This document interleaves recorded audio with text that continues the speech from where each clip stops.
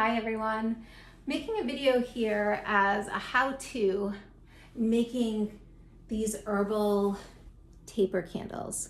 I did some for New Year's Eve for an altar that I was making, and I had people reach out and ask me how I made them. So you can see them here. For years I've been making these little tea lights, which are really simple, easy to make, and you can look up videos on those. But for this particular New Year's, I really wanted taper candles. I really wanted something for an altar that was a little bit different and had a little bit more weight to it. So I did both the tall tapers, and I don't have it with me, but I also did the little candles as well. So the first thing to start with is your intention. What is it that you're wanting to call in? For this one, I did meditation and I called in herbs and crystals that are known to facilitate astral travel. So I have blue lotus, I have wormwood on this, I have sage, and then I did purple amethyst. So all things that I feel will really open portals to that energetic expression. This candle I did for ancestors, and I used special rose from people that are important to me, sage that my sister grew. I used elderflower. I also used sandalwood, and I additionally incorporated a black ribbon. So the first thing to do is figure out what herbs you want to be using. So for this demonstration, I've chosen rose, chamomile, and sage. And so I do like to put them on a little plate or a tray to begin with, just so that I'm organized.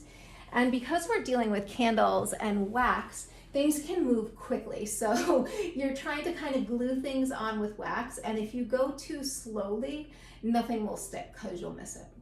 So I'll show you this first piece, and this candle I've touched too many times. Some of the herbs are wearing off, but I've seen people do it this way. And basically what I did was put herbs, this one was for love, and use my mortar and pestle and really get them to a fine consistency. You can see the ones down in here, very fine. And for this particular exploration, all you do is take some essential oil, something that matches whatever it is you're wanting to call in, and get it on your candle. And then you rub the herbs on it.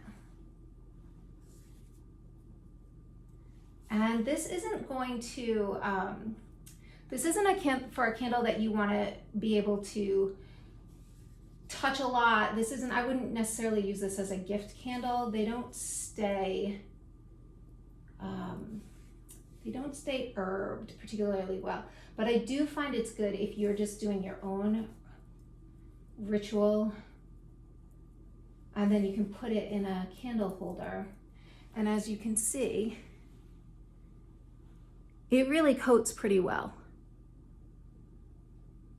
Okay, so that's one way to do it, really just getting that intention on there, getting the herbs stuck on there. But know that that's not a long-term solution. So sometimes if I'm doing like a cleaning or cleansing, and I know that I'm going to burn the whole candle as I'm doing it, I might do something more like that, where the longevity of the herbs staying on is not what I'm going for. Because you can see this, I only made it about 2 days ago, and it's already kind of losing its glue. So for these large tapers, you'll start the same. So I have a number of different colored tapers, and you can use, something more in the red family, something in gold. And again, you want to align it with your intention. So I'm going to choose white, I think, just because it's easiest for you to see. And for this particular exploration, you'll start the same way. So you'll put the oil on it, whatever oil you're wanting to use. And then it's kind of a slower process with this one. You'll want to have your herbs picked out. I source mine, I try and use ones that I've grown or that I've foraged mostly. But a great resource for getting herbs is Mountain Rose Herbs. You can see that. And then if you happen to be in Rhode Island, there's a market right by where I grew up called Belmont's, and they sell herbs there that I really trust. And then like these, I grew in my garden. They're dahlias and zinnias that I wanted. And, you know, I keep roses from different things people do. And then the kind of crystals that I like to use are small. So you can get these from different crystal supplies. I'll show you this one too. But they're really small, and I would say that those are the hardest to kind of keep together and make work. So you'll want the crystal, or rather the candle that you're working with that is going to be your herbed candle. And then you're going to want a second candle that you're going to use just for dripping wax. The ones I made on New Year's Eve, I just used one of these little baby candles to drip the wax on. It's easy that way. But you can certainly use another taper candle. You don't have to find like a special candle to do this with. All right, so I'll get that burning. And I'm going to put the oil on it. And it's nice, you know, if I wasn't doing a kind of tutorial, I might be chanting here or really, really holding the intention, a mantra of what I want to imbue this with. I also have some parchment paper beneath me so that it catches the drips. So the next thing I'm going to do is just start to layer on the herbs. So I am sprinkling the rose on. And it's nice. The oil's not going to last forever on this, but initially I find that it helps the herbs stick long enough so that I can then go in and start to glue them down with this second candle wax. Let's see if I can get this going for a minute. So I'm using white on kind of white because I want the wax to disappear a little bit as I'm doing this. But with the meditation one that I did, I used a white candle and used a purple small candle so that the wax that I dripped on was purple as well. So, you know, obviously it's going to take some minutes to get this going. I'm not going to do all of them. So once you have that down, you go in with your next herb. So I'm sprinkling chamomile on here.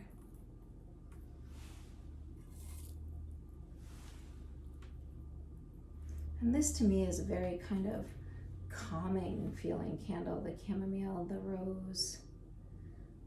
Something about it is very sweet to me and almost like innocent or very childlike, you know. So this I could imagine layering with a few other things and having this be an inner child candle. I used an essential oil called the Dreamer, which feels like it just really fits in with that kind of theme. And I love, as I'm saying it, it's really resonating to have an inner child candle where I either light it on meditations where I want to be in conversation with my inner child, or I light it as kind of a healing for an inner child. And then I have some sage, white sage, that my sister who lives in California grew for me. And, you know, I would put this in this particular candle as a wisdom piece. So I'm getting that on there. And you can keep just layering things on until you get the look and the feel you want. Now, if you wanted to go all the way around the candle, I would recommend really letting this dry. And then, you know, you're able to turn it and do the second side and do it kind of in quarters. But once you have that done, You can decide if there are other things that you want to put on the candle. Some other ideas, as I said, with my ancestor candle, I did a black ribbon. I sometimes, especially when I'm doing intention candles, I like to write words in the candles. So I might get a toothpick and toothpick in a word here. So for this one, it might be innocence or sincerity or inner love or healing. And, I could toothpick that in and then put herbs over it or just leave it as is.